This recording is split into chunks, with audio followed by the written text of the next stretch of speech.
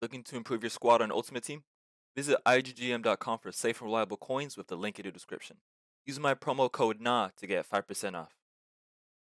What's good, guys? It's been a while, but we're back with the latest post-patch FC25 custom tactics, this time being the 442. And this is for the patch for the Frost update, which does include the new player roles and the new focuses as well. So from here on out, we're trying our best to incorporate these into our future videos here. But for this video, we're doing the 442, and we were able to utilize some of the new features in terms of the update to give us a more meta formation, if anything.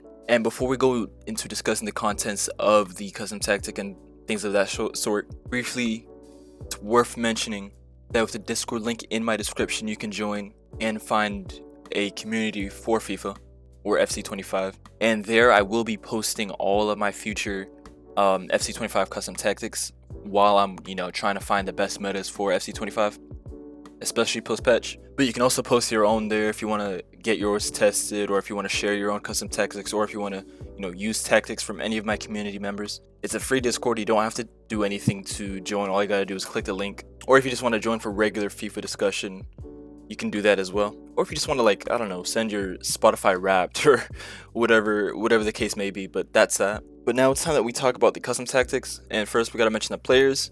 And for the players, obviously any formation or any custom tactics, pretty self-explanatory what type of defenders you're gonna need. You make sure you just have as much pace as possible. And then your two wingers on the left and the right. With this formation, we're basically trying our best to orientate our goal scorers and our main threats to be our two strikers up front. So it's really important that your two wingers out wide have really good passing and dribbling and pace. Their shooting doesn't have to be that good, although it's going to act as a bonus because, like I said, their presence, the left mid and the right mid, their job is to specialize in acting as wider midfielders. They're still going to get into the box a lot, but for the most part, most of your goals are going to come from your two strikers up front. So it's really important that your wingers have good passing, dribbling, pace, and then make sure one of your center mids has good defense and the other one has good well-rounded sets. And then your strikers up front, make sure you have one striker that is really quick, and then you have another striker that you can trust to just shoot. So make sure they have like a power shot or a finesse shot. If you're able to do Trivelas, you don't need the Trivela playstyle, but if you're reliable with Trivelas, then that's really important as well. It's just really important that you have a more technical player on the other side, because there's going to be a player that is going to have the ball at their feet a lot more often than the other, and you're going to be shooting a lot with that player. So for me, that's Griezmann with his finesse shot. You can use someone like Son or anyone with power shot plus, but that's that. And that, as you can see, this is the tactic right here. You can see the code at the top, and we have 442 flat with build-up style balance and defensive approach high on 61. I don't know why it changed. Yeah, that's that. It's really important that you use balance, because with most formations, if not basically all of them that have a two-man midfield, you're going to need help in build-up, because when you only have two midfielders, you're going to have an issue where sometimes you're going to be outnumbered by your opposition. And when you use something like counter that throws the players that have AI for runs to begin with, which would be the left mid and the right mid, when you use counter, those players are going to be up higher than the center mids in build-up. And obviously you can do that if you're comfortable with having a two-man midfield.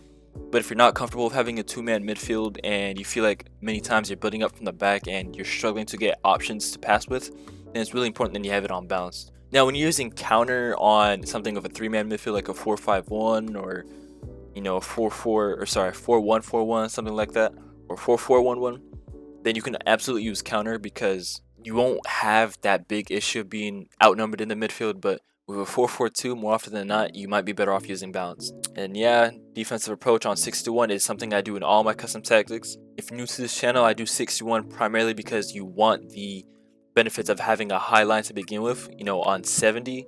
But the issue is, the higher the defensive approach, the more likely you're going to have a situation where a striker runs in behind of the other team. They run in behind, and you don't have a defender tracking the run. So when you have it at 61, you're still going to have the benefit of a high line, but you're reducing the quantity of situations where you have a striker running in behind on your defense and no one's watching him. Now that brings us to player roles, and before we talk about specifically each player role and what they're doing, it's really important that you have the plus or the plus plus. Ideally the plus plus, but that's not really easy to get. So at least the plus on your 2 strikers, your box to box, your 2 defenders, and the rest isn't necessary, but you will notice a difference in game. It will be better to have it on on everyone that you can get, but for the most part it's really important you just have it on your strikers to begin with, your box to box, and your 2 defenders. And we'll go over why as we talk about each of them. But to start off with the 2 strikers up front, advanced forward attack. I'm sure you've used a custom tactic that uses the advanced forward attack before. I'm assuming I don't have to explain advanced forward attack.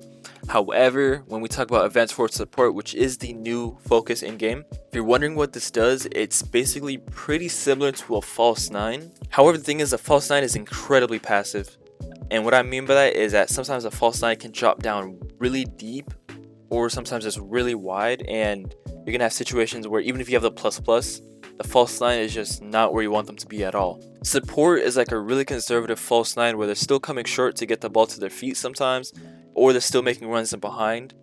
It's just that sometimes in build up, if you need that player to come short and help you get that ball up the line, that support is gonna be the player that checks in. So there's a lot of good link up to be made with support. And then when you have that attack on the left, then you're gonna have a player that receives the ball to their feet, and then another player right here that makes running behind. So if you want to be a rat, I haven't done this personally, but if you want to be a rat and do the thing where you pass to one player, you trigger the run on the other, and then you chip a through ball, I've never done it personally, but I always go against people that do it.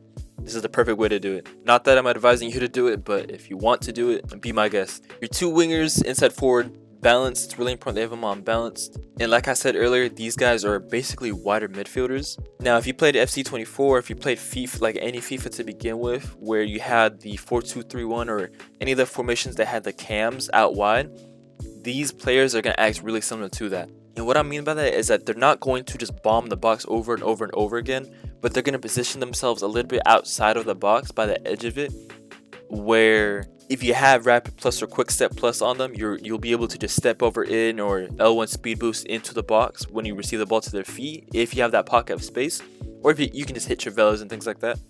But for the most part, these players are going to act as playmakers. So when you're building up, or when you have the opponent pinned to their own box, you'll have these players as passing options rather than having them just run into the box over and over and over again. They're still going to make runs, but only when there's like a ton of space. So in the counter attack, they'll make those runs, things like that. But if there's not that much space, they're not going to make a run inside. So it's really important that you have really good passing. And when I say really good passing, I'm saying you're passing the ball really well.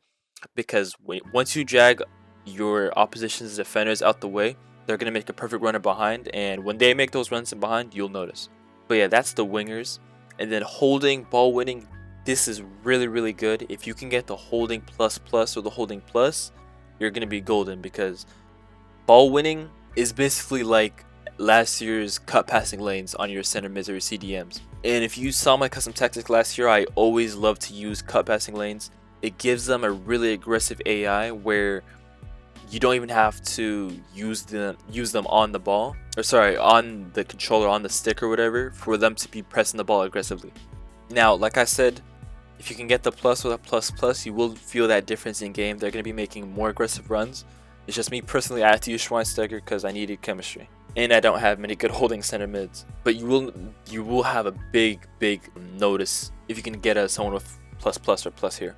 And then your box to box, this guy is going to assist your holding in the double pivot midfield, as well as supplementing the 2 strikers up front. So this player right here is going to score a lot of goals and deliver a lot of assists. So it's really important that you have someone that is really good here. Make sure it's someone that you can Travella with. And what I mean by that is, since the box to box is on the right side, before I forget, this is the whiff ball structure, but as I was saying, since the box to box is on the right side, Sissoko is right footed, so you can hit Travellas. And since this formation is pretty symmetrical, you obviously still have the striker right here on the right and the box to box that do not make it symmetrical. You can, if you want to make sure that you have the box to box on his Travella foot, if he's left footed, you can just mirror this formation.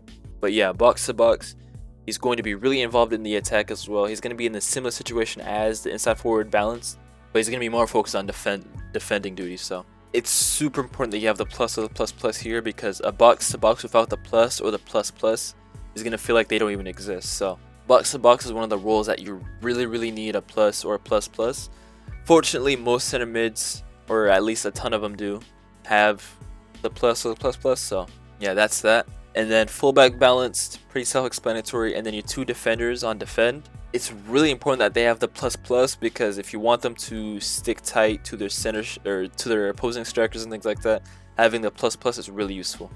I wouldn't recommend using defenders that do not have the plus plus and instead have ball playing defender. You're better off getting a defender that has a defender plus plus, which should be possible at this stage of the game. These defenders are the better defenders, to be honest. But yeah, that's that. And then goalkeeper, this is completely self-preference. Now, if you guys haven't already, like I mentioned earlier, make sure you join my Discord, because I'm going to post a lot of custom tactics before I make videos about them.